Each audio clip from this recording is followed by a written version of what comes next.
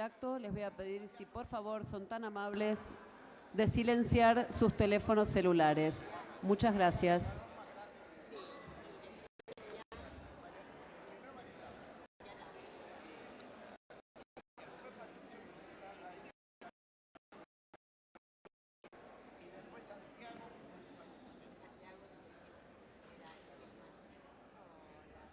Les damos la bienvenida al Salón San Martín de esta casa, que hoy se reúne para homenajear a quien fuera en vida el doctor Eduardo Luis Duhalde. Un evento en el que reconoceremos su aporte a la memoria y a su compromiso con la humanidad. Nos enviaron su adhesión a este acto la Comisión y Cátedra de Poder Económico y Derechos Humanos de la Facultad de Ciencias Económicas de la Universidad de Buenos Aires, Tati Almeida, a través de un audio que vamos a escuchar.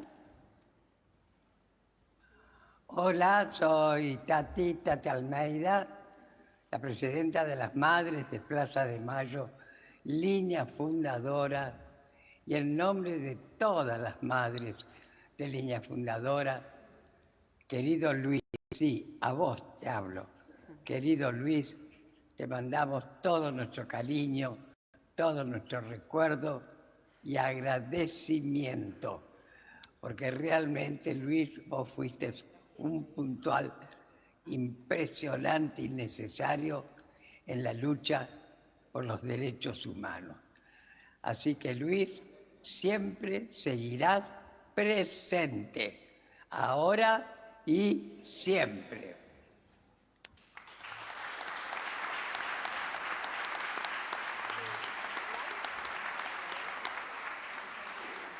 Vamos a escuchar otro audio de familiares de desaparecidos y detenidos por razones políticas.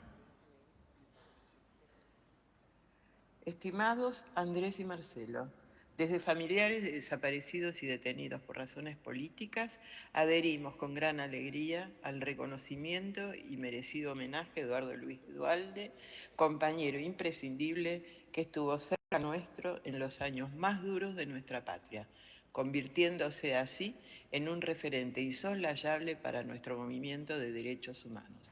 Eduardo siempre nos acompañó y tuvo una actitud marcada por una coherencia ética donde expresaba la memoria, la verdad y la justicia con gran valentía y coraje, sosteniendo estas políticas de Estado como ejemplo para el mundo entero.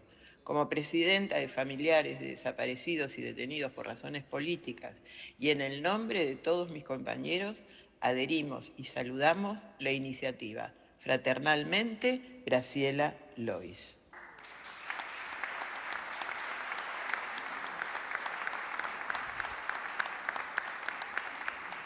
También envió su adhesión a este acto Adriana Fernández, presidenta de la Asociación por la Reconstrucción de la Memoria Histórica por los Crímenes del Franquismo.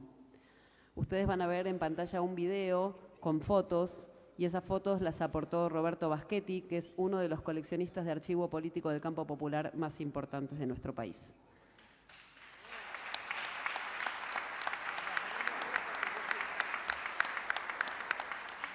Para comenzar, vamos a escuchar la palabra de Ezequiel Genaro, el secretario general de ATE Legislatura.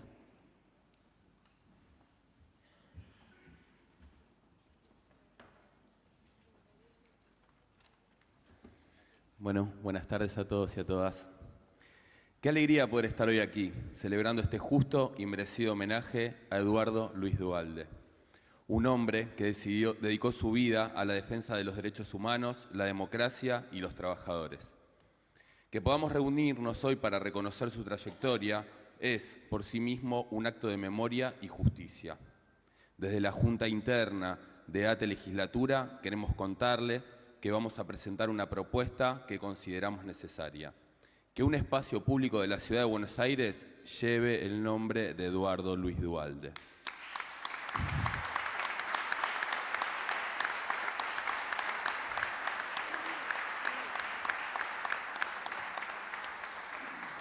Duhalde fue un militante incansable.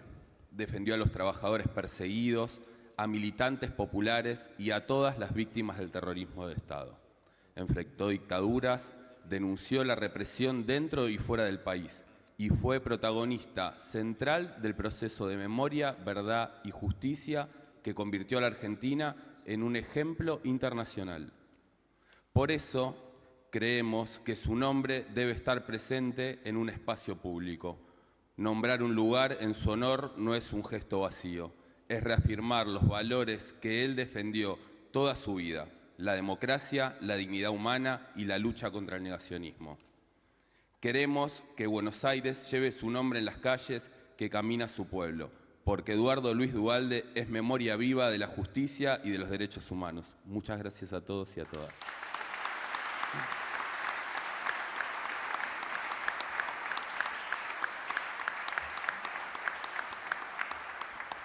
Vamos a escuchar ahora la palabra del diputado Andrés Lablunda.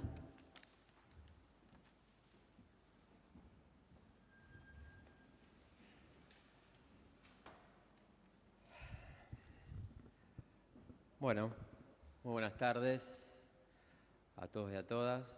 Es un día con mucha alegría, mucha satisfacción, porque es un día de justicia también, rendir homenaje y hacer memoria a partir de recorrer la biografía de Eduardo Luis. En principio, bueno, agradecer la presencia de su familia, sus compañeras, sus 2 hijos, nietos, nietas, su hermano Marcelo, muchos compañeros y compañeras de militancia de Eduardo, amigos, amigas, compañeros de gestión también, acá lo veo al querido Carlos Tomada, y compañeros de militancia, obviamente. Es un homenaje que estamos haciendo en conjunto con la Asociación de Trabajadores del Estado, ATE Legislatura. Particularmente mantuvimos las reuniones para hacer este homenaje con su secretaria, con Adriana de Derechos Humanos, Adriana Sardín. Un fuerte aplauso para los compañeros de ATE, para Adriana.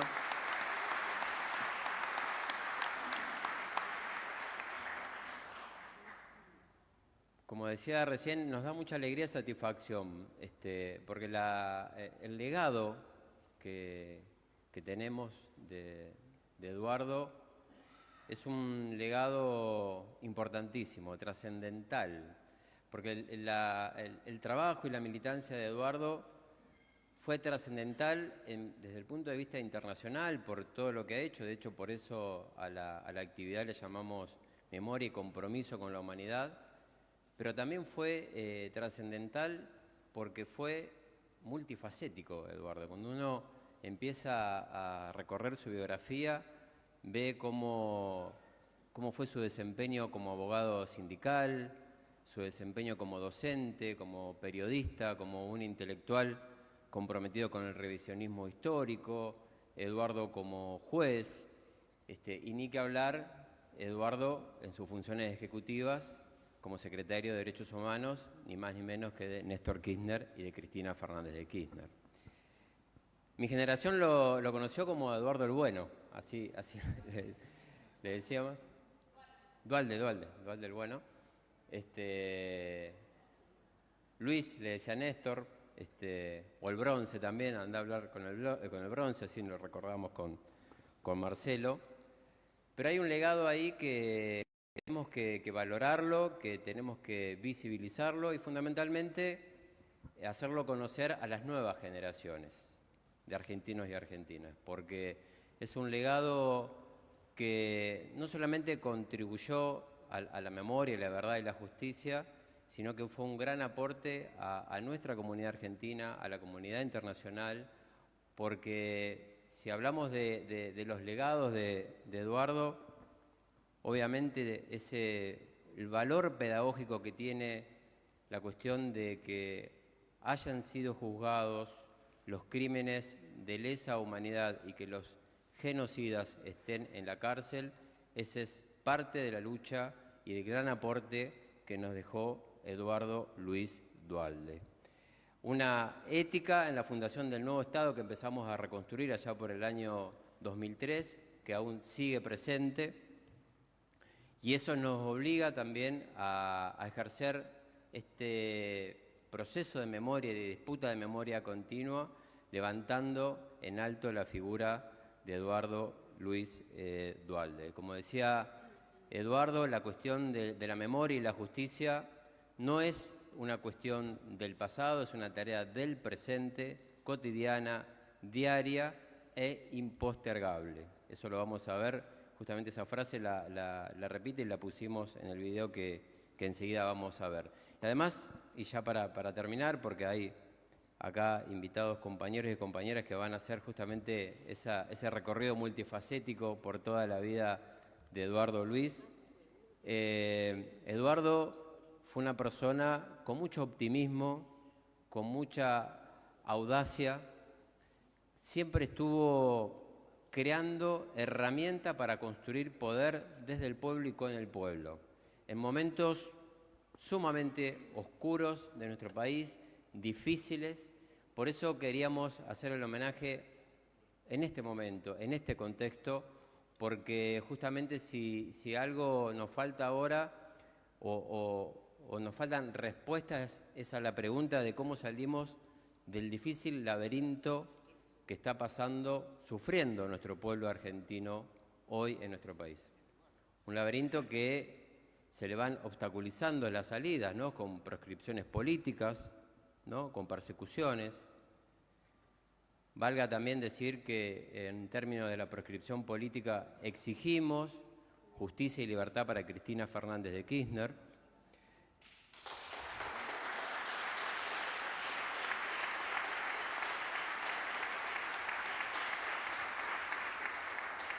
Este laberinto que está plagado de extorsiones, persecuciones, de discursos negacionistas que intentan justamente romper y quebrar a la política de memoria, de verdad y de justicia. Pero no pueden, no podrán, porque hay un muro ético, hay un muro de lucha, hay una memoria viva, activa, en Eduardo, en muchísimos compañeros y compañeras, y obviamente esa lucha de las madres y las abuelas de Plaza de Mayo es una bandera diaria y cotidiana en nuestro hacer militante, y en este caso es parte de cada uno de los proyectos que hace el bloque de Unión por la Patria, el bloque al que pertenezco, y que nuestro espacio político hace en cada una de las acciones cotidianas en esta legislatura honor a las madres, a las abuelas y a los 30.000 compañeros detenidos desaparecidos. Así que hoy decimos Eduardo Luis Duhalde, presente hoy en esta legislatura de la Ciudad Autónoma de Buenos Aires. Y para seguir ahora vamos a ver un video que hace un recorrido de la historia de Eduardo Luis, justamente rescatando esa dimensión multifacética que tuvo Eduardo. Muchísimas gracias.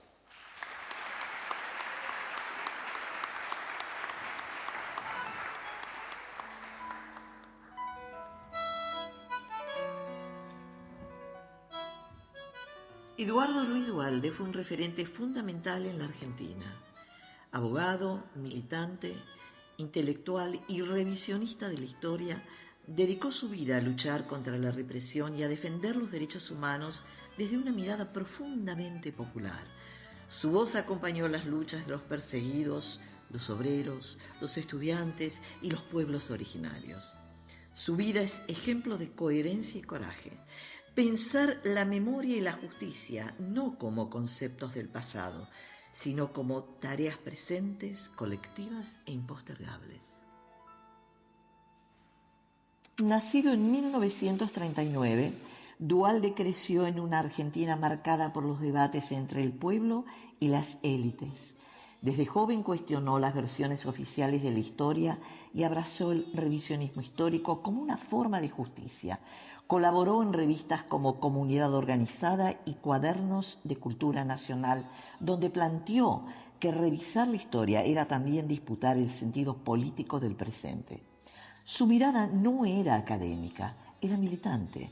Entendía que la historia debía escribirse desde las luchas del pueblo, desde los que resistieron la opresión, desde los invisibles. Fundó en 1971, junto a Rodolfo Ortega Peña y otros, la Asociación Gremial de Abogados. Fue perseguido por su defensa de presos políticos. Con el golpe de Estado de 1976 fue incluido en el acta institucional la que se dispuso la pérdida de la ciudadanía y de los derechos políticos. Debió exiliarse en España, donde continuó con su compromiso incansable con la verdad y la justicia a través de la Comisión Argentina por los Derechos Humanos, donde denunció ante gobiernos y organismos internacionales el terrorismo de Estado. Posteriormente escribió el libro El Estado Terrorista Argentino, una obra clave que documenta las estructuras del poder represivo y las responsabilidades civiles en la dictadura.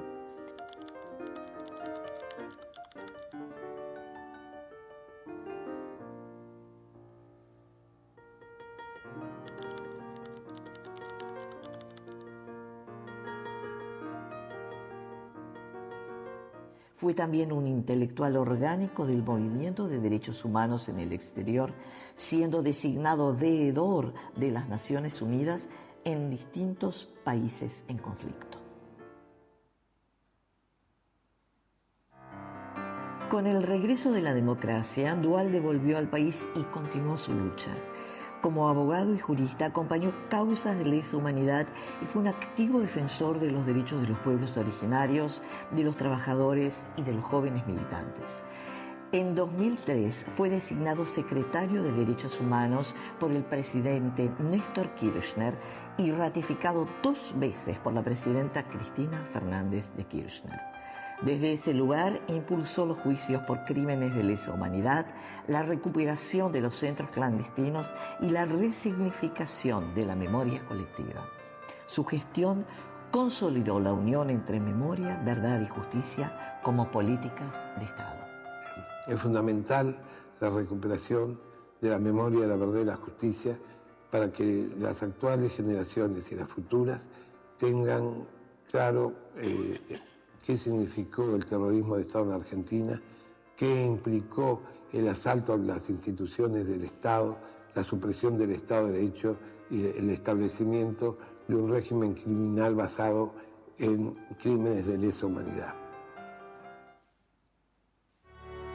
Eduardo Luis Duhalde nos enseñó que el compromiso con la historia es también un compromiso con el presente. Su legado vive en cada bandera levantada por los derechos humanos, en cada causa que busca verdad y en cada militante que no se resigna. Porque la historia se revisa para transformarla, porque la memoria se defiende militando.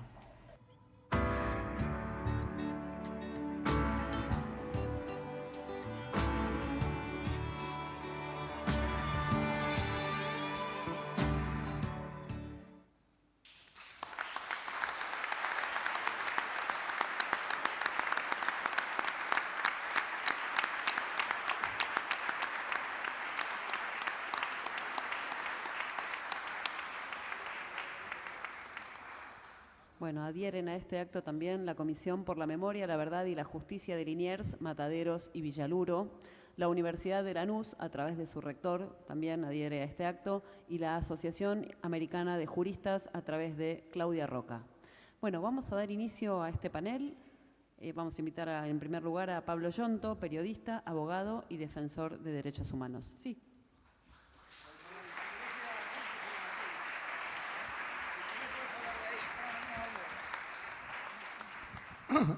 Hablo de acá. Buenas tardes a todas, a todos, a todes. Primero, mi agradecimiento a toda la familia de Eduardo Luis. Gracias, Marcelo. Gracias a quienes organizaron este mucho más que homenaje. Y pedirles también disculpas porque, bueno, termino de hablar y salgo volando porque empezamos las jornadas de Plan Cóndor. Y le pedí a Marcelo 1000 disculpas, no me lo va a perdonar nunca, pero quería estar presente, pero que es muy feo que alguien pida hablar primero porque se tiene que ir. Pero Eduardo fue, y quiero llevarlo a los términos futbolísticos, en una vieja denominación que se usa en el periodismo deportivo, que es el jugador polifuncional. Ya no se usa tanto, se usó mucho. Y la verdad que Eduardo Luis fue eso para nosotros, ¿no? Alguien a quien pudimos recurrir en todos los frentes, a pedirle consejos, a pedirle asesoramiento, a leerlo, y de todos los frentes en que uno lo transitó y lo tuvo codo a codo o lo agarró del brazo para traerlo, porque le teníamos que pedir muchas veces que declarara como testigo, por ejemplo, en los juicios, pero yo quiero rescatar dos cosas que a veces las olvidamos las y los periodistas, que es el rol que jugó Eduardo Luis, junto a muchos compañeros, en la denuncia internacional y sobre todo en un momento muy oscuro para la Argentina en el medio de la dictadura, que fue el Mundial 78. Eduardo Luis cumplió ahí un rol trascendental en la denuncia antes de junio del 78 y durante junio del 78 para denunciar que aquí se estaba jugando un mundial cuando a pocas cuadras de la cancha de River había un centro clandestino de detención y cuando acá había miles de desaparecidos y miles de presos políticos. Ese rol es bueno que se sepa porque hay un esfuerzo tremendo de la militancia en el exilio que hicieron para conocer en Europa y nosotros tenemos un recuerdo muy claro, porque creo que todas y todos quienes están aquí han visto ese video famoso de las madres en la Plaza de Mayo, el 1 de junio del 78, cuando un periodista holandés, el único que se atrevió a ir a la Plaza de Mayo para hacerle la primera nota audiovisual a las madres de Plaza de Mayo, esa nota famosa hoy, donde una madre dice, ayúdennos, ustedes son nuestra última esperanza, es por un periodista europeo que supo de las barbaridades de lo que ocurría acá en la Argentina gracias a esa lucha en el exilio de la cual Eduardo Luis fue parte de eso. Y todo esto lo pudimos reflejar hace casi 25 años en un libro que hicimos con Eve, con las Madres de Plaza de Mayo, un libro que se llama La vergüenza de todos, sobre la historia del Mundial 78 y donde está la historia del exilio. Pero en nombre de las abogadas y los abogados que estamos en las causas por delitos de lesa humanidad, lo queremos homenajear simplemente diciendo que 1.202 condenados hoy, 14 juicios por delitos de lesa humanidad hoy, 353 sentencias que dicen claramente en todo el país que acá no hubo una guerra, sino que acá hubo un plan de exterminio y que los responsables de esos crímenes tienen que ser sancionados y llevados a la cárcel, y si es posible a cárcel común, producto de que aquí hubo terrorismo de Estado.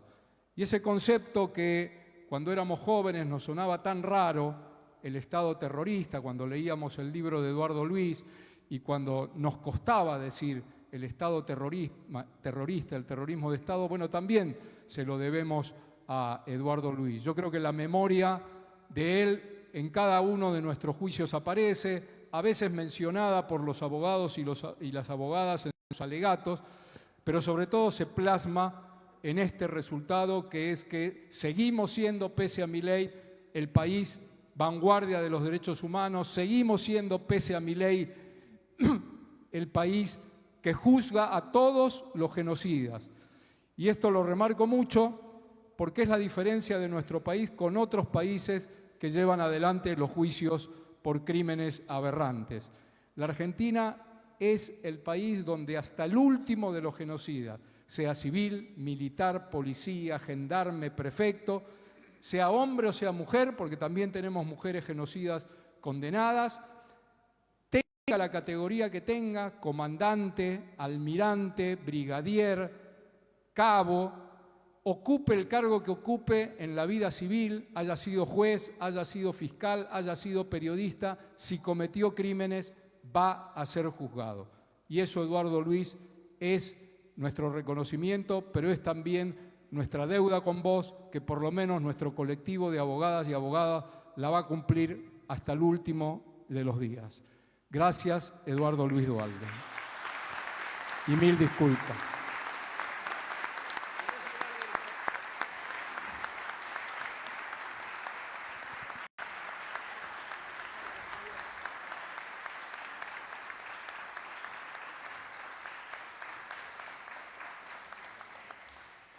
Vamos a escuchar ahora la palabra de la doctora Mariela Stavale, investigadora del CONICET. Bueno, buenas tardes a todos y todas. Yo sumo también el agradecimiento a Marcelo y a la familia de Eduardo Luis por invitarme a estar acá sentada, secundada por semejantes personalidades, y asumiendo esta tarea compleja de empezar a hablar de una personalidad como la de Eduardo Luis Duhalde, con una trayectoria potente que abarca buena parte del siglo XX, importantes años del siglo XXI, siempre manteniendo una coherencia política, ideológica y militante que es raro de ver en las referencias políticas argentinas. Lo primero que me interesaba a mí decir o comenzar diciendo es, bueno, cómo llego a estar sentada, acompañada y acompañando a tantos imprescindibles compañeros y compañeras también de Eduardo. Y una de las cosas que quería decir necesariamente es que mi acercamiento a su trayectoria se dio gracias a la universidad pública, gracias a instituciones como el CONICET, que están siendo tan vapuleadas al día de hoy. Yo investigo el pasado reciente argentino, el peronismo revolucionario en particular, las trayectorias de los compañeros. Gracias a esas dos instituciones, de hecho formo parte del colectivo de investigadores designados en el 2023 que seguimos esperando nuestras altas. Somos más de 800 en todo el país y no quería dejar de decir eso porque gracias a eso es que estoy acá honrando la memoria de Eduardo. Entonces, gracias a esa inversión en ciencia, en educación, en tecnología, de una época que lo tuvo Eduardo también por protagonista, pude acercarme un poquito a su historia, a su trayectoria, que es un poco la historia de todos y todas. Y lo que me sucedió en esa tarea es, lo primero que me sucedió en esa tarea es, bueno, se me reveló el magnetismo de la figura de Eduardo, ¿no? Es una figura magnética la de Eduardo Luis Duhalde. Algo dijeron en el video también, me pasó cuando conocí a sus compañeros y compañeras de militancia, a sus familiares, me pasó leyéndolo. Y creo que tiene que ver con que encarna, como ningún otro, bueno, hay varios otros, pero encarna el espíritu de una época signada por las utopías políticas, ¿no? Una época que además se recorta con especial densidad en los años 60 y 70. Yo voy a concentrarme sobre todo ahí porque es mi expertise, pero además porque considero que, bueno, es una época clave, ¿no? Porque es la época en la que se hilvanaron acciones colectivas, que construyeron relatos, que construyeron memorias, que nos permiten pensar nuestro presente, dibujar futuros posibles. Y en el caso de Eduardo nos permite además comprender o encontrar claves de lectura para también entender su trayectoria posterior en el exilio y luego de vuelta en Argentina. El camino de Eduardo en los 60 y en los 70 encarna el sentido de una época histórica que podríamos pensarla como atravesada por la formación de una nueva izquierda heterogénea, ¿no? Compuesta por multifacética también, digo, esta palabra para caracterizarlo a él, multifacético, creo que también habla de una generación y de esta nueva izquierda atravesada por rupturas de tradiciones políticas que hasta el 55 eran impensadas juntas, como por ejemplo el marxismo, como por ejemplo el nacionalismo, como por ejemplo el catolicismo y importantes sectores dentro del peronismo. Y que fue forjando un movimiento que amalgamó un lenguaje común, que fue ni más ni menos que el lenguaje de la revolución, que habilitó el encuentro, el diálogo y los puentes entre sectores diversos. Y digo que su trayectoria, la de Eduardo, puede pensarse como un visor para estos procesos históricos, porque definitivamente da cuenta de movimientos identitarios que les son característicos a estos procesos, ¿no? Bueno, Eduardo comienza a estudiar en la Facultad de Derecho, vinculado al movimiento universitario reformista, a la Federación Juvenil Comunista, identificado a grosso modo con el marxismo, y pronto esa identidad comienza a agitarse por el contacto con personalidades muchas veces injustamente olvidadas, como la de Rodolfo Ortega Peña, que fue su hermano, su amigo y su compañero en ese orden, pero también como la de otros, como Abelardo Ramos, Hernández Arregui, John William Cook, personalidades claves para pensar la intelectualidad política argentina y para pensar también este diálogo entre tradiciones como el marxismo y el peronismo y esta búsqueda del diálogo entre estos sectores, ¿no? Ese sincretismo que se manifestó y encarnó en la idea de aunar lo mejor de ambas tradiciones, los acompañó buena parte de su trayectoria. Y hablo en plural porque hablar de Eduardo Luis Duhalde en los 60 es hablar de Rodolfo y hablar de Rodolfo en los 60 es hablar de Eduardo Luis Duhalde, ¿no? Algunas cosas ahí me interesaba remarcar. Una de ellas tiene que ver con que ninguno de los dos formó parte orgánicamente de los partidos políticos o de las organizaciones revolucionarias de la época, y no tiene que ver con que no coincidan ni en sus causas ni en sus móviles, muy por el contrario, hubo muchas coincidencias con muchos de estos actores, sino creo yo que tiene que ver con que encarnaron otro rol, el de ser intelectuales orgánicos de una generación, ni más ni menos. Tanto Eduardo como Rodolfo, como muchos de quienes formaron parte del grupo político que ellos forjaron, buscaron por todos caminos tejer puentes, puentes entre militancias peronistas y marxistas, en un frente político y de acción que luego dieron llamar Treleu en el 73, que debería estar, decían, hegemonizado por la clase obrera, por las bases, y que buscaba sortear mezquindades y sectarismos, ¿no? Uno los lee y dice qué necesarios serían hoy en día personalidades como la de ellos. Estos puentes fueron orientándose además en la formación de alternativas políticas. Y acá también me interesaba hacer un parate y reflexionar en torno al concepto de alternativa o de alternativas políticas, porque creo también que es un concepto que los acompañó durante toda la trayectoria a Eduardo Luis y también a Rodolfo, y que fue expresándose de muchas maneras en sus itinerarios políticos. Lo veíamos en el video,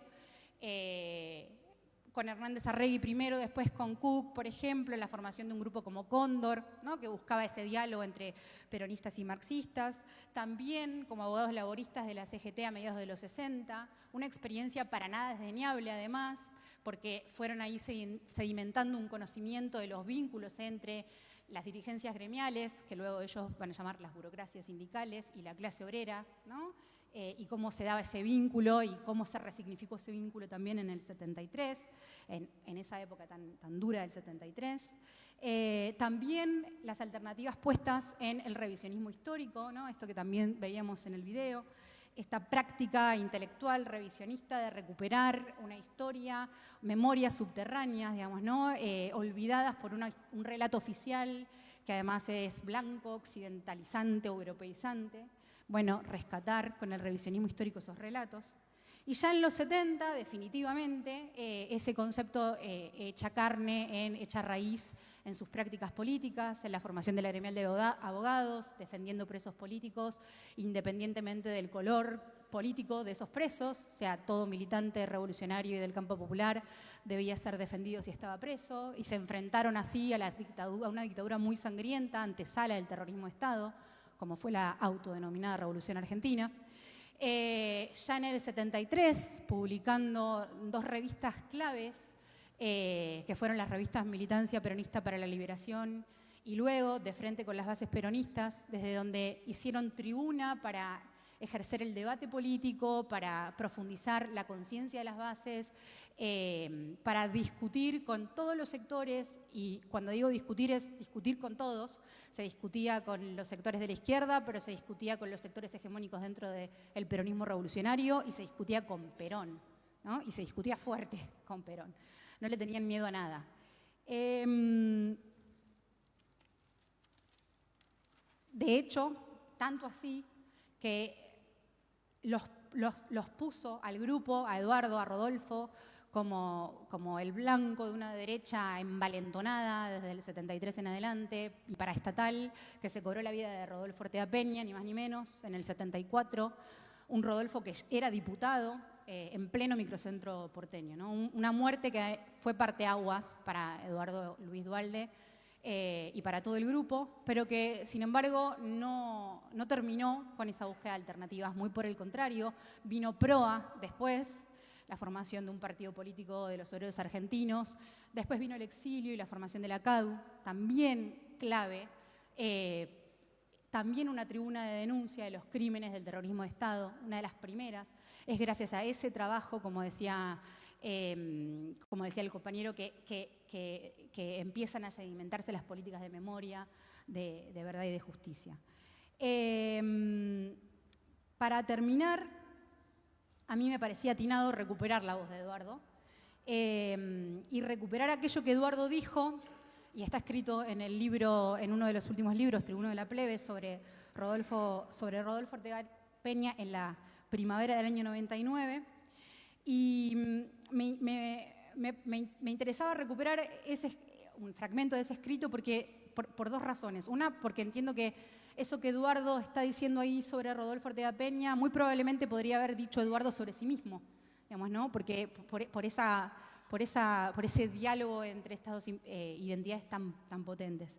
Pero además, porque ahí nos devuelve, creo yo, una tarea clave a muchos y muchas de los que estamos acá, que es recuperar las utopías políticas y el horizonte de expectativas y de transformación social en un presente que es agónico, que nos devuelve ese pasado sangriento de muchas maneras y que nos enfrenta además a desafíos impensados, ¿no? Hoy en día, que es el presente que estamos padeciendo todos y todas con este gobierno.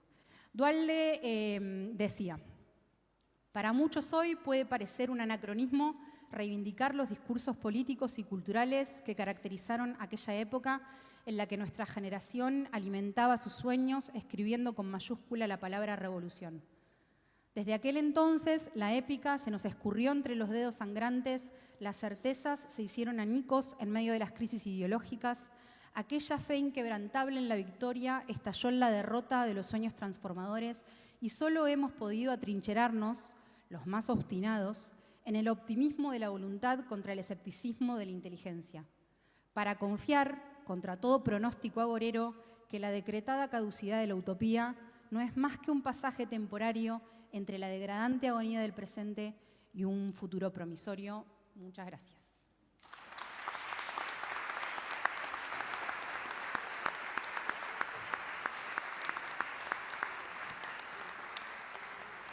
Bueno, queremos agradecer la presencia de Orlando Santos, él es locutor que acompaña a las madres y a las abuelas de Plaza de Mayo en general en sus actos, y también nos hizo llegar su saludo Horacio González, presidente del PSOE en Argentina. Continuamos con Héctor Amichetti, secretario general del Sindicato de Gráficos. Bueno, buenas tardes a todos, todas. Gracias por la invitación. Felicito la iniciativa, saludo a los familiares. Yo he dicho estos días que en medio de tanto cipallaje que hay en la Argentina en estos momentos, encaramado inclusive en el propio gobierno, hacer un homenaje a un patriota como Eduardo Luis Duhalde es un acto necesario y de justicia, porque aparte nos sirve a todos reivindicar su figura, su conducta, su coherencia. Yo lo hago desde los trabajadores, lo hago desde una organización histórica como es la Federación Gráfica, y fundamentalmente el homenaje lo hago desde una concepción sindical que nos hermanó históricamente con él, a la que nosotros llamamos sindicalismo de liberación, porque el compromiso de él y de Ortega Peña con la lucha de los trabajadores en un periodo glorioso, diría yo, duro pero glorioso, el de la resistencia peronista después del derrocamiento de Perón en el 55, es una acción que nos ha hermanado, nos hermanó para siempre. Es decir, su participación en el apoyo a los gremios en aquellas luchas de 1964 con la CGT,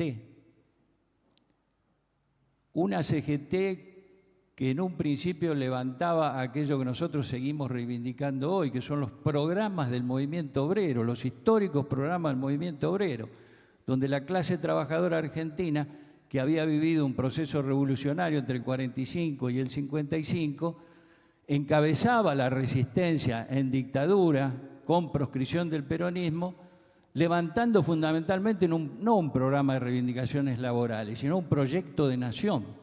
Eran los programas de La Falda, de Vuelta Grande, y que después se proyectarían en el programa del 1 de mayo de la CGT de los argentinos. Eso era lo que unía el pensamiento de Eduardo, el de Rodolfo Ortega Peña, y de un sector importantísimo del sindicalismo que resistía.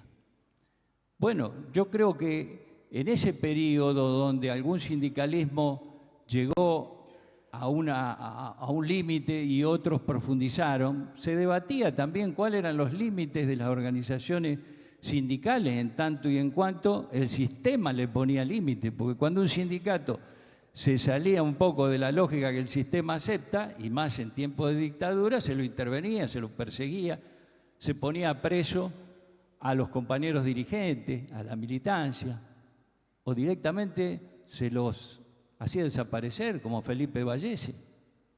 Estamos hablando de ese periodo en donde desde un sector importante del sindicalismo se plantean los límites de la acción sindical, que hay que dar batalla, que hay que movilizar, que hay que dar la batalla que ha dado históricamente el movimiento sindical, pero que hay que pensar también que si no somos capaces como pueblo de generar todas las organizaciones de carácter revolucionario para terminar con una dictadura, vamos a tener un límite. Eso hermanaba el pensamiento de Eduardo con el pensamiento de un sector muy importante del sindicalismo argentino. Y en él va la expresión práctica de la cuestión. Por eso ahí se explica la defensa de los compañeros y las compañeras que habían elegido el camino de la lucha armada, por ejemplo. Es decir, defensores, más allá de la ideología y lo demás, de esa lucha revolucionaria que se daba desde los trabajadores y desde sectores que generaban otro tipo de organización. Creo que es importante comprender eso en el marco de la proscripción y de las dictaduras. Y después también, hermanados en ese planteo de qué democracia queremos, porque para explicar lo que ocurrió entre el 73 y 76, lo que vivió Eduardo Luis, como lo vivió la Federación Gráfica Bonaerense, hay que entender cómo se asumía la democracia desde esa concepción, que yo creo que es bueno reflexionar ahora, porque también cómo asumimos la democracia en estos tiempos.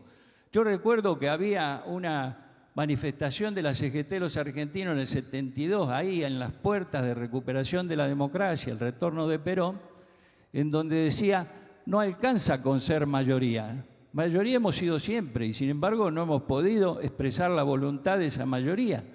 No alcanza con ganar una elección, no alcanza con ser gobierno. Fíjense qué realidad esto, nos ha ocurrido en estos últimos tiempos de democracia. No alcanza con que se exprese la voluntad del pueblo a través de una elección cuando después hay factores de poder que son antidemocráticos y que condicionan a la voluntad del pueblo, al gobierno que eligió el pueblo. Bueno, ese era el pensamiento de Eduardo, ese era el pensamiento de un sector muy importante del sindicalismo. Y por eso, cuando analizamos esa recuperación de la democracia entre el 73 y el 76, hay que ver cuánta razón tenía ese pensamiento. Porque a pesar de los esfuerzos, y nosotros por ahí tuvimos una posición crítica con el pacto social, como la tenía él, bueno, a pesar de los esfuerzos realizados por Perón, no pudo imponerse a esos factores de facto que enseguida entraron a boicotear. Solo hace falta recordar el último mensaje de Perón en su despedida, cuando denuncia a los sectores que estaban especulando y lo demás. El pacto social lo rompe ese sector. Y bueno, y luego viene lo que se cuestionaba como factores de la democracia, se desata después de la muerte de Perón, y nosotros vivimos horas dolorosas, por supuesto, hermanados también con él, velando en el edificio histórico de la CGT Los Argentinos, Paseo Colón, a Rodolfo Ortega Peña, víctima de la AAA, despidiéndolo a Eduardo Luis en su último adiós y reprimiendo en ese periodo, reprimiendo. Entonces decimos, había cuestiones de la democracia que era justo cuestionarlas y criticarlas en un sentido positivo. No porque se quisiera un gobierno autoritario, sino porque se quería más democracia y se quería organización popular y participación del pueblo para asegurar que la voluntad que se expresa en la urna se vea reflejada en la realidad.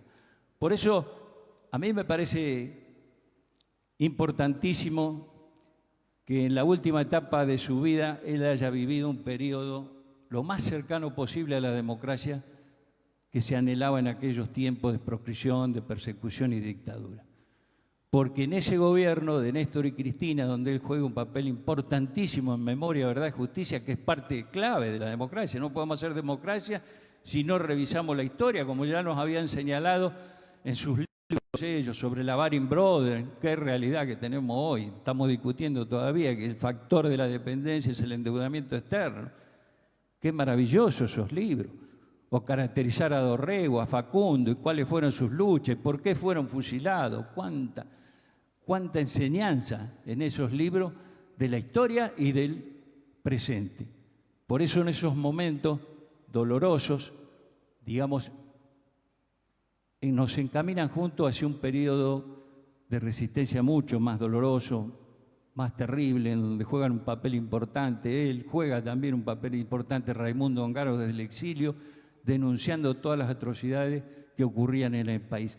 Haber vivido el último tramo de su vida en ese gobierno democrático de Néstor y Cristina, donde digo es lo más cercano a lo que queríamos, porque recuperamos los trabajadores, discutir paritaria, lo veo a Carlos ahí, y generamos alrededor de 5 millones de puestos de trabajo, nos sacamos de encima el Fondo Monetario Internacional. Bueno, que haya vivido eso en los últimos días de su vida, con esa enorme tarea que realizó en la cuestión de derechos humanos, es algo que debe alegrarnos, función de él.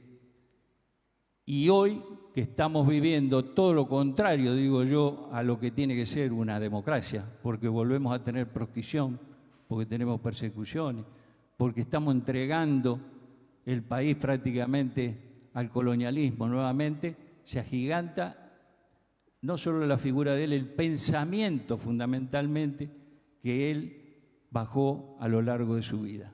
Por eso yo simplemente quiero reivindicar su figura y que cuando lo homenajeamos, más allá del acto, los actos que hagamos, tomemos esos ejemplos, revisemos un poco su vida, la coherencia y la imitemos. No hagamos otra cosa más que imitar esa vida y tratar de que se multiplique en la acción de todos los argentinos. Gracias.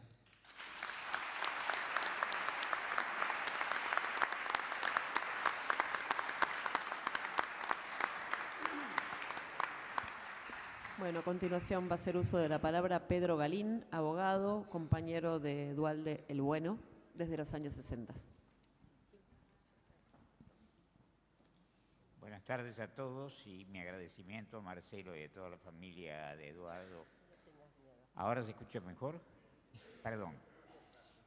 Buenas tardes nuevamente entonces y gracias a Marcelo y a toda la familia de Eduardo por la invitación.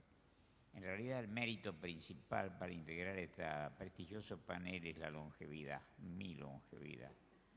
Cierto es que Eduardo era mayor que yo, 12 días. Pero hace 13 años que lo extrañamos. Para no repetirme y sobreponerme a las excelentes intervenciones que me han precedido, voy a referirme sobre todo al periodo en que frecuenté más a Eduardo y junto a Eduardo a Rodolfo, que formaron, como ya se adelantó Favale, ¿no? Un dueto inseparable. Tanto es así que en una asamblea sindical, respondiéndole no sé a cuál de los dos se refirió el compañero Ortega Duhalde, dijo, y si efectivamente ambos nombres estaban estrechamente ligados en los 60, diría de finales de los 50, pero yo conocí a Eduardo creo que en el 58 o 59, 58 para ser más precisos. Integramos la mesa directiva del Centro de Derecho, Centro Estudiante de Derecho, durante el 59. Si no me equivoco, la elección fue a fin del 58. Ya verán, por mi relato, lo viejo que soy, ¿no? Y no eran años tranquilos para la facultad. En enero del 59 tomamos la facultad en solidaridad con el frigorífico Lisandro de la Torre, y un par de años después intentaron asesinar a la madre del Che, que estaba invitada a un acto en el Centro de Derecho. Y las agresiones eran severas, con balas. Yo me recibí mucho después que Eduardo, que era mucho mejor estudiante que yo, y se graduó rápidamente. Creo que a los 20 años estaba graduado, si no me equivoco. Nos encontramos nuevamente en los organismos de defensa de derechos humanos. Primero, fugazmente, creo, en COFADE, y después, más establemente, en la Asociación Gremial de Abogados. Allí pude admirar su talento, el talento de ambos, que se potenciaban mutuamente. En relación al rol que jugaban cada uno de ellos, no me acuerdo cuál de sus amigos más íntimos y colegas, si era Roberto Sinigaglia o fue Mario Hernández, que me dijo que el vocero, el orador, era Rodolfo, pero el autor de las tácticas y estrategias más imaginativas y corrosivas era Eduardo. No sé si es así, pero es creíble. En fin, ese dueto tuvo la virtud de este carácter multifacético. Eran teóricos, históricamente, hicieron aportes a la historia y además eran notables abogados.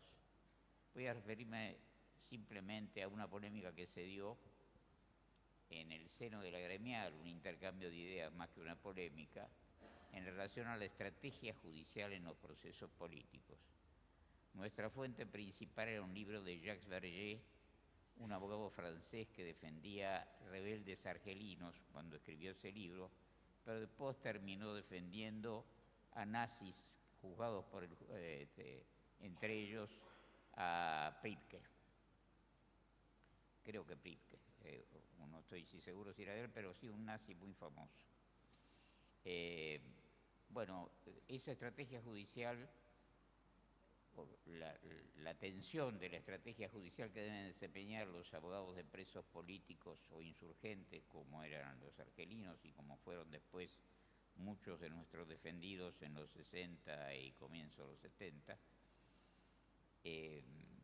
insurgentes. Una de las tácticas, una de las estrategias era la estrategia de connivencia, en la cual se admitía la legitimidad de la autoridad judicial y, utilizando argumentos procesales y penales habituales como cualquier defensa, se trataba de negar la responsabilidad, atenuarla, conseguir una libertad provisoria o obtener una absolución argumentativa. La otra estrategia era la de ruptura. La estrategia de ruptura impugnaba la legitimidad del juez y del poder que lo entronaba y, en consecuencia, deslegitimaba todo el proceso y justificaba en alguna medida la acción opositora o insurreccional. En general hubo un consenso que era difícil establecer una estrategia de ruptura, pero Rodolfo y Eduardo consiguieron sintetizar una postura doble, y esta estrategia, que era de connivencia en los estrados, no solamente, voy a ilustrarlo con un caso después, sino también de ruptura, y la ruptura era casi cotidiana con las intervenciones periodísticas en medios radiofónicos o a veces en la televisión, raramente, que tenían gran repercusión por la audacia, la imaginación y el humor corrosivo que tanto Rodolfo como Eduardo cultivaban con mucha maestría. Esto era una impugnación constante y en algún caso judicial, el que recuerdo, creo que fue ese el principal, bueno, debo agregar que casi todos los grandes procesos, por ejemplo Aramburu, por ejemplo Delgado Sánchez de Rosario, y en este último, insinuaron una estrategia de ruptura en el mismo proceso judicial, porque un artículo del Código Penal, 41, no sé si me corregís, para graduar la pena, establecía en ese entonces, no estoy seguro si la redacción hoy es la misma, los antecedentes de la víctima. Y entre los antecedentes de la víctima que se invocaron estaban las denuncias bastante sustantivas de secuestros, torturas, desapariciones y asesinatos que se le endilgaban al fallecido general.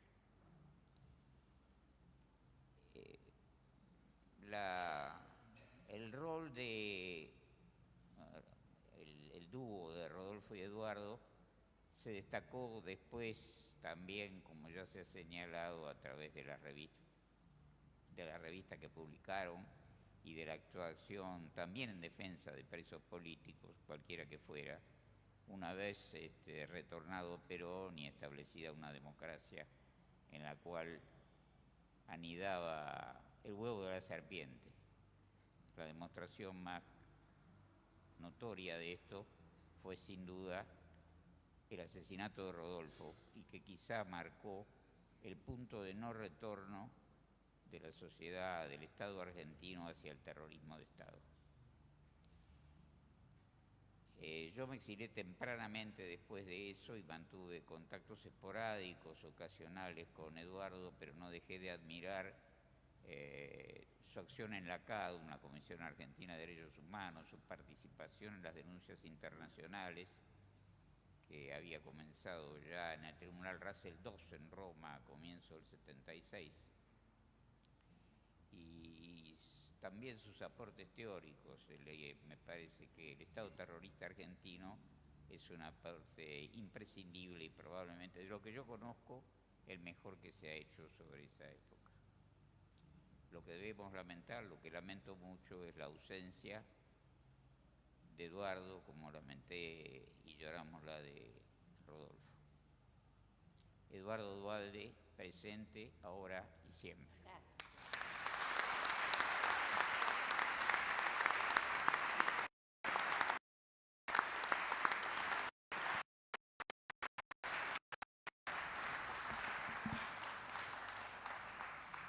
Nos acompañan también en este acto integrantes de la Comisión de Familiares de Víctimas de la Masacre de Trelew, a quienes invitamos si quieren dar un saludo. Si no, continuamos con los oradores.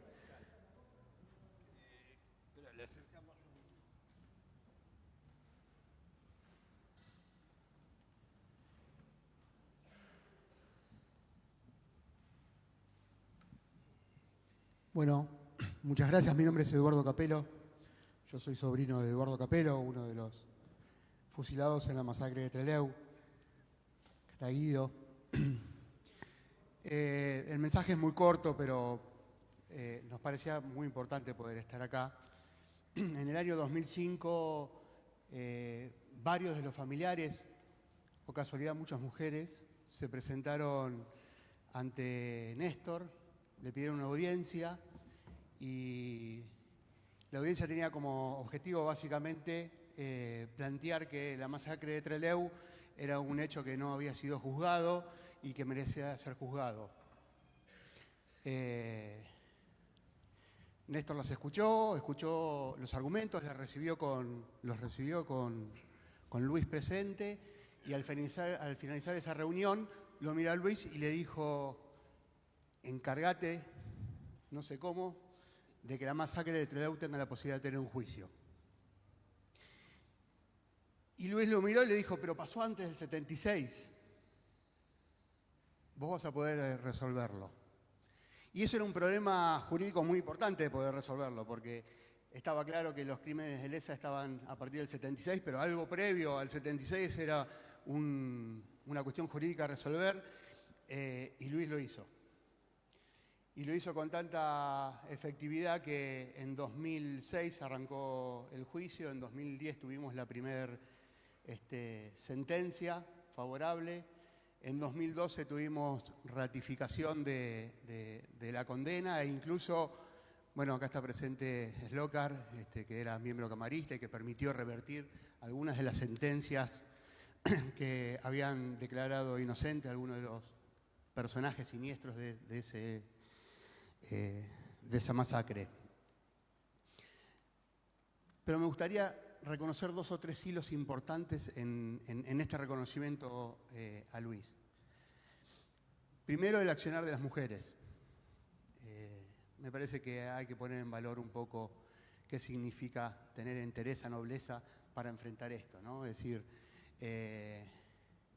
llegamos acá porque hubieron muchos familiares, muchas mujeres, que en el mismo 72 presentaron denuncias pidiendo explicación sobre lo que había pasado, en el 74 denuncias penales, en el 2005 se acercaron a Néstor, es decir, ahí Alicia, Hilda, Sara, claramente voy a olvidar alguna, mi abuela, Soledad, es decir, sosteniendo la memoria, la verdad y la justicia desde siempre.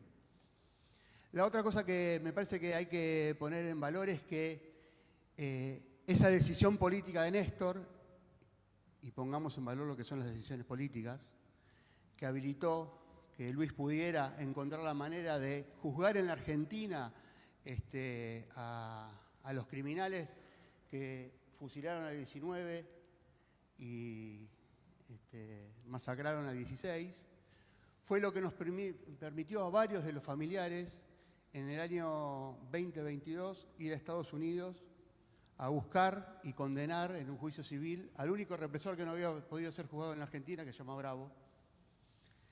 Y en el juicio ese, en el que tuve la posibilidad de ser partícipe, pasó algo importantísimo y que por eso quiero traerlo acá en un día de tanta memoria, digamos, ¿no? Que es, en la sentencia, lo que dicen es que ese juicio pudo ser llevado a cabo porque había un montón de rastros previos que permitían identificar que lo que había ocurrido en el 72 había sido un crimen de lesa humanidad. Y esos rastros previos tenían que ver con las denuncias que se habían hecho en el 72, en el 74, en el 2005, en el juicio que se pudo habilitar en el 2006 con la sentencia del 2012. Así que mi agradecimiento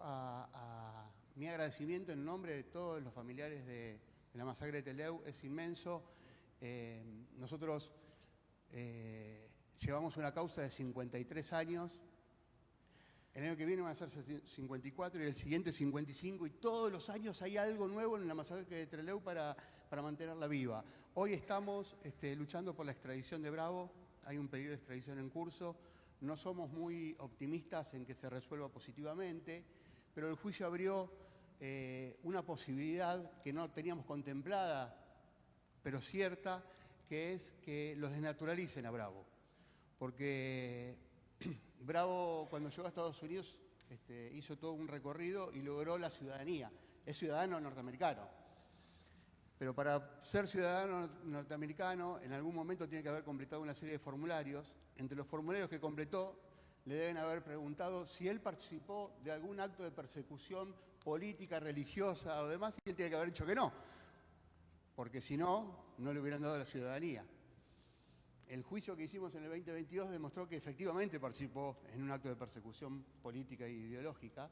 Ya teníamos la certeza acá, porque en el 2012 teníamos sentencia favorable. Pero si el Departamento de Estado toma este elemento y logra desnaturalizarlo, probablemente tengamos la posibilidad de que lo deporten. Lo tienen que deportar al país de origen, con lo cual lo tienen que deportar a la Argentina. Y si eso ocurriera, lo vamos a invitar a Marcelo en representación de Luis para que lo estemos esperando en el avión que lo traiga de Ezeiza para llevarlo al juzgado donde lo van a juzgar efectivamente por los crímenes que cometió en la Argentina. Muchas gracias por la invitación. Gracias a Luis.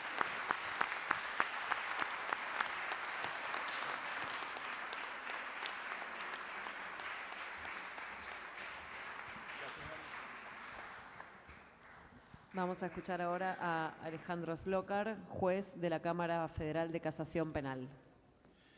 Muchas gracias. Se impone gratitud, desde luego en primer término, a los Duhalde, a Marcelo en particular, porque es una enorme distinción poder participar de este reconocimiento en la tarde rodeado de amigos de aquí y de allá, del siempre admirado y querido Eduardo Luis Duhalde. Se dijo desde siempre, también en la persona de él había muchos Duhalde, el historiador, el militante, el ensayista. A mí me cabe abordar un aspecto que es el del jurista, pero no el jurista de los libros, de la narrativa que conocemos y está documentada desde siempre, sino el de la praxis. Así lo convenimos con Marcelo y me parecía que era el mejor costado que puedo rescatar en este tiempo inclemente de absoluta injusticia, que es el de Eduardo Luis Duhalde en la justicia, dentro de la justicia, cuando fue juez de Cámara de Tribunal Oral. Dos nombres, dos procesos judiciales: Sofía Fichmann y José Pico. Me explico. Sofía Fichmann tenía 75 años y era una vecina de la Escuela Nacional de Inteligencia. Vivía muy cerca del edificio de la calle Libertad de la CIDE, ahora actual CIDE, ¿no? Todas las noches antes de cenar caminaba hasta ahí para alimentar a algunos gatos que rondaban el patio y el jardín que hay detrás del portón. Un 26 de febrero del año 98, Sofía estaba acompañada por su amiga Marta. Se acercó como siempre y pasó un pote con leche por debajo de las rejas del portón. Pero cuando todavía tenía la mitad del cuerpo del lado de la vereda y la otra del lado del patio, el portón fue accionado súbitamente. Su amiga salió corriendo asustada, mientras que una pareja de turistas australianos intentó ayudar a la mujer. Sofía quedó atrapada y murió aplastada en el tórax y en el cráneo. Ricardo Dattoli era por entonces el encargado de seguridad de ese edificio. Le aplastó la cabeza al activar el portón mecánico que pesaba 600 kilos. «Te vamos a matar a vos y a los gatos», le había advertido días antes de matarla. Uno de los hijos de la señora Fichmann aseguró que como su madre era judía, se trató de un crimen antisemita. El juez, acompañado de sus dos colegas, dijo que las amenazas contra Fichmann no guardaron por móvil una posible persecución o discriminación en razón de su condición de judía. Sin embargo, las dio por probadas porque hacía 8 años que esta mujer alimentaba a los gatos y esa actividad le generaba el desagrado del personal del edificio, que desde siempre tenía una actitud hostil contra ella. ¿Quiénes fueron a declarar? Entonces el titular de la CIDE, el director de la Escuela de Inteligencia y el jefe del Servicio Jurídico de la Secretaría. No voy a repetir los nombres. Este hombre fue condenado por unanimidad a 10 años de prisión por homicidio. Al día de hoy, todavía enseñamos en la facultad, en las aulas, el dolo eventual a partir del desarrollo de esa sentencia. El tribunal y la sentencia fue elaborada por Eduardo Luis Duhalde. José Manuel Pico, nada mejor que en este lugar. Pico, pejotista, si quieren, de la primera hora, fue para algunos el símbolo de la corrupción política en la década del 90. Cuando estalló el escándalo de las estafas de los edificios, era presidente del Consejo Deliberante de esta casa y además encabezaba la lista de de candidatos a legisladores entonces porteños por el Partido Justicialista. Se mandó a mudar, se fue a Brasil, huyó. Pasó algo más de un mes prófugo y al final lo capturaron cerca en Porto Alegre, donde se escondía junto a una novia. Volvió teñido el pelo, con un DNI falso, Fue sentenciado. Fue el primer político de relevancia nacional en ser condenado en la Argentina por enriquecimiento ilícito. En 1999 le impusieron 5 años de prisión. Después, en el 2012, le integró la pena en el cómputo de una pena única, llegó hasta 14 años. Creo que es una de las condenas más severas a políticos por corrupción administrativa en el país.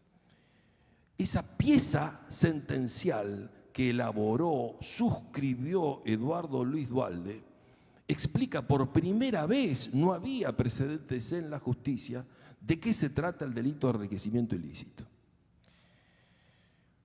Vuelvo, enjuiciar, llevar al estrado, a la CIDE, al Consejo Deliberante, en los 90, no era una tarea menor. Pasó poco tiempo, 5 años por ahí. Ahí tuve ocasión de conocerlo. Entrego las copias, están a disposición de las 2 sentencias, en formato papel y también digital para quien la quiera ver.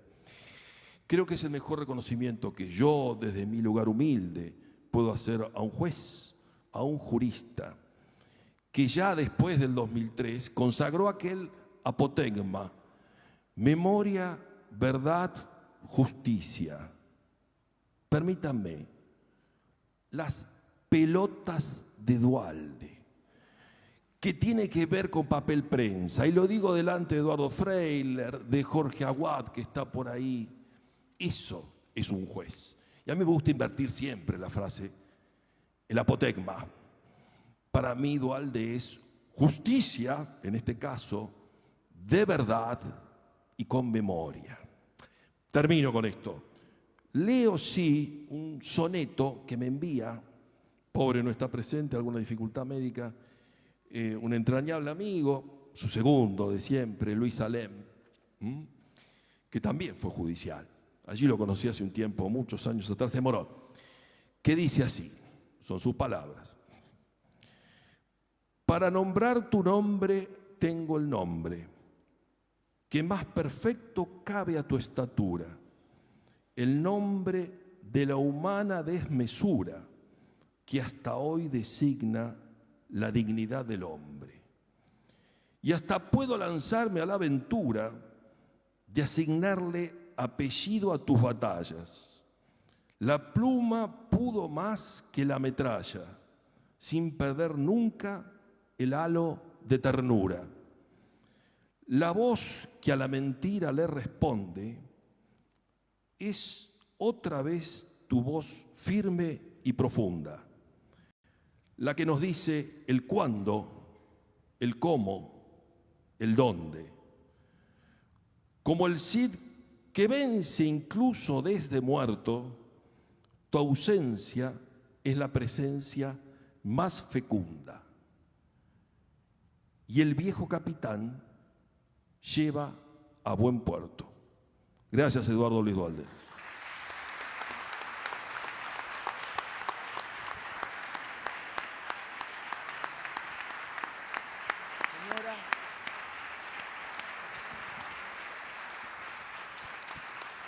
Vamos a escuchar ahora a Dora Barrancos. Ella es investigadora, socióloga, historiadora y referente feminista.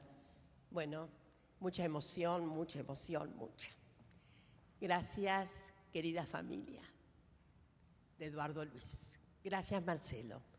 Pocas veces me he sentido tan honrada como en este convite tan especial para celebrar esa figura entelequial que fue Eduardo Luis. Eduardo el Bueno, como le decíamos, tal era la jerga, sobre todo en esta casa en la que estuve diputada, en la primera legislatura. Yo voy a evocar dos circunstancias con esa maravillosa figura. La primera, cuando yo me convertí al peronismo, y enos aquí que de la mano de Rodolfo Puiggrós me encontré cantando la marcha peronista Esto ocurrió desde luego en el siglo pasado y fue conmovedor porque ahí Rodolfo nos presentó a Eduardo Luis, a Rodolfo y a Mario Hernández. A Mario lo veo todavía, lo veo. Y había un instituto, se había inventado un instituto que era el IPEAL. Me encontré con Ana Lorenzo, no la veía desde el precámbrico, ahí está.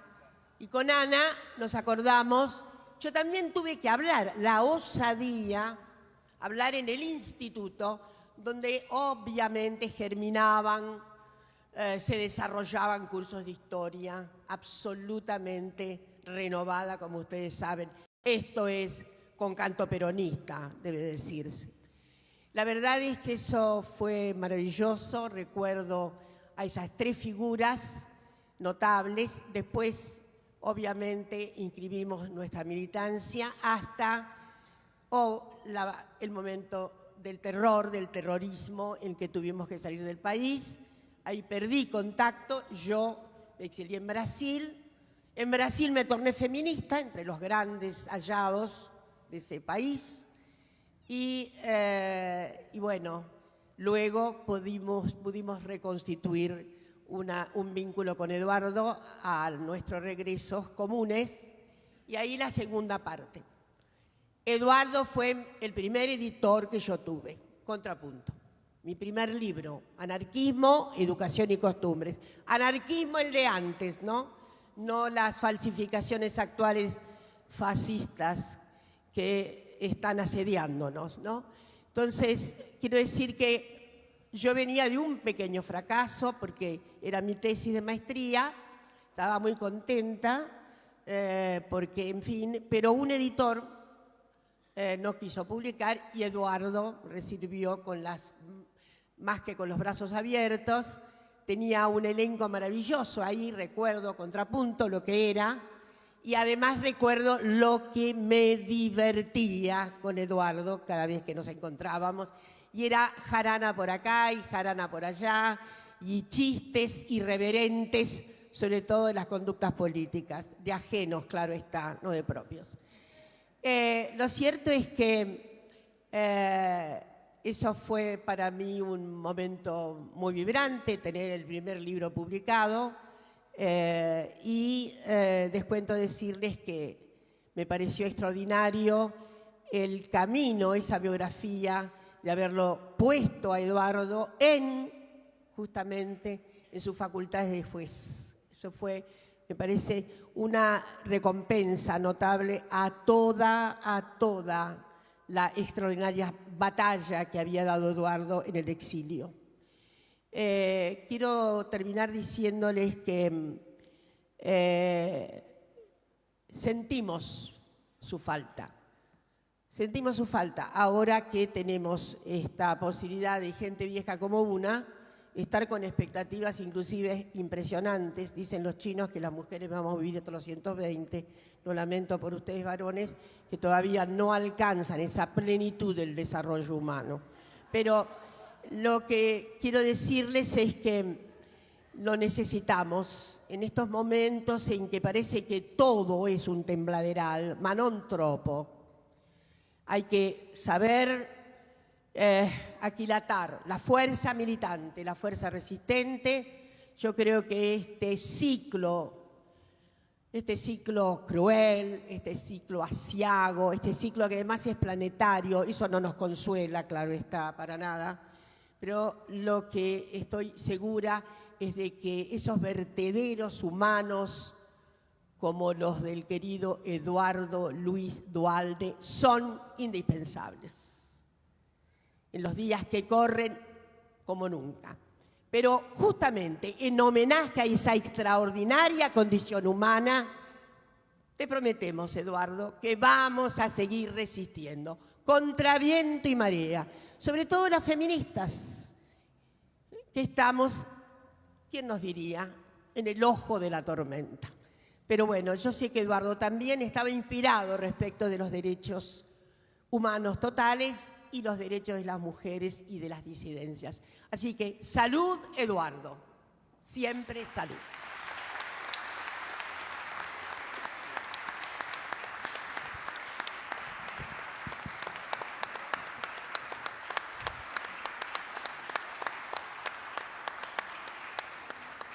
Bueno, muchas gracias a todos los oradores y oradoras de la mesa. Para cerrar esta jornada, invitamos a Marcelo Duhalde, dirigente político, hermano y compañero de militancia de Eduardo y Luis Duhalde, a dirigirnos una palabra. Bueno, queridos compañeros, compañeras, amigas, amigos, todos, para mí es una enorme satisfacción poder estar acá con todos ustedes en este estupendo marco que le han dado a este homenaje. Ante todo quiero agradecer a los que hicieron posible este reconocimiento, empezando por Andrés Lablunda y todo su equipo, Silvia, Romy, Ana, todos los que han trabajado y el resto de los muchachos, y también a los compañeros de ATE de legislatura, especialmente a Gustavo Cano, que se esconde atrás de la columna, y a Adriana Cerdín, que están, y a todos los compañeros. Nos reunimos para hacer un reconocimiento a una persona que ha sido un ejemplo de militante, de la coherencia, hizo una vida. Yo no estoy aquí para hablarles como hermano de Eduardo, sino como compañero por más de 48 años, compañero de militancia. Compartimos todo, compartimos los desafíos, compartimos los buenos momentos, compartimos los malos momentos que fueron también abundantes. Y quiero señalar algunas cosas que posiblemente ya han dicho algunos compañeros acá, en estas entrañables compañeros y compañeras que han hablado. Pero quiero hacer un hincapié en algunas cosas en particular, porque como compañero quiero destacar su compromiso inquebrantable con la justicia social y la defensa de los derechos humanos, su dedicación y pasión por la causa del pueblo, que fueron una inspiración para todos. La capacidad que poseía Eduardo para analizar la realidad y crear soluciones innovadoras fue indiscutible, como ya se ha mencionado. Su inalterable compromiso con la justicia social hizo, y el tema que Jorge Aguad, que está por allá, lo trabajó mucho, hizo que la memoria la convirtiera en un arma de combate. Su liderazgo, valentía, audacia y generosidad nos motivaron a seguir adelante incluso en los momentos más difíciles. Nunca retrocedía, como cuando el 10 de abril del 76, a través de un acta institucional, la Junta Militar de la dictadura dispuso la pérdida de su ciudadanía y sus derechos políticos. Él siguió adelante, además de sufrir la persecución clandestina que ya llevaba 2 años, felizmente sin éxito. En ese tiempo, lejos de esconderse o paralizarse, lo utilizó para crear, como decía Mariela, el Grupo PROA, desde donde denunciar y dar pelea a lo que en ese momento él consideraba como el terrorismo de Estado, cosa que cambió a partir del 24 de marzo del 76, que él consideró el salto cualitativo a ser el Estado terrorista, y así lo definió en su primer libro de la Comisión Argentina de Derechos Humanos en marzo del 77. Igualmente, su fortaleza y seguridad no le impedían ser un cálido interlocutor. Para cualquiera que quisiera hablarle, sabía que él iba a escuchar sin interrumpir para posteriormente dar su opinión. Siempre estaba dispuesto a escuchar más que a dar sentencias anticipadas. y como decían también recién, nunca faltaba un comentario con humor, especialmente en los momentos más tensos para distendir el ambiente. Ese estilo que compartía, como tantas otras cosas, con el inolvidable Rodolfo Ortega Peña, nuestro querido pelado. Eduardo fue un hombre de una gran solidez ideológica y una clara definición política, condiciones que lo hicieron un imprescindible en la lucha que llevó adelante la juventud en los albores del 60, en la que participó activamente, además de colaborar intensamente en la formación de esa juventud. Yo recuerdo haberlo escuchado más de una vez a Néstor Kirchner, que decía que él se había formado leyendo los libros de Ortega Peña y Duhalde y la revista Militancia. Como destacado historiador revisionista junto a Rodolfo, recuperó la lucha de los caudillos populares, como Felipe Varela, Chacho Peñalosa y otros, denunciando así la injusticia y la mentira de la historia oficial. Como bien dijo Alejandro, en sus años de juez de Cámara no le tembló el pulso para dictar condenas ejemplares a miembros del poder político o algunos ligados al mismo. Pero además teniendo especial consideración para absolver a quienes habían tenido que delinquir, llevados a la miseria por las medidas de los poderosos. Su legado nos inspiró a seguir trabajando por una sociedad más justa y equitativa, a pesar de las dificultades de adentro y de afuera del campo popular que hoy persisten en forma exacerbada, ¿no? Como experto en derechos humanos de las Naciones Unidas, fue veedor del proceso de democratización de Guinea Ecuatorial y también en México fue garante de las negociaciones entre el gobierno y los zapatistas, entre otras funciones internacionales que le fueron encomendadas. Finalmente, Eduardo, tu partida nos creó un vacío enorme, pero el legado que dejaste nos sigue dando fuerzas para continuar luchando por una Argentina mejor para todos y todas. Te recordamos eternamente como un compañero que entregó su vida sin dudas ni claudicaciones y que siempre estuvo en la primera línea de lucha. No podrías haber imaginado nunca este presente perverso y criminal en que vivimos, pero tampoco podías haber imaginado nunca la falta que hoy nos haces. Eduardo, hasta la victoria siempre. Muchas gracias.